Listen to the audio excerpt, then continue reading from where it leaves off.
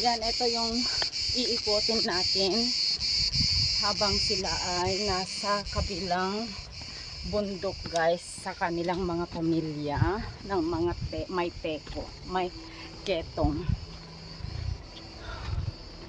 So eto sila, eto napakalawak na bundok mula sa bayan nila.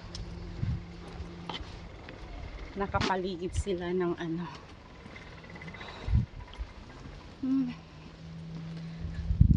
kung isipin nyo, ang hirap ang kanilang pinagdaanan.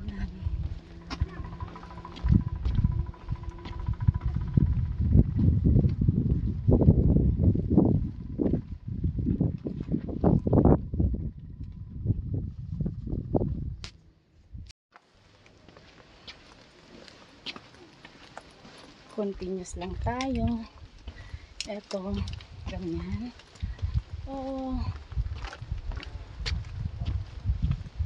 ang lawak guys, as in, ang lawak. Ito ay ginagawa nila kasi nga ay kinukuha na ng yung parang dahil sa tubig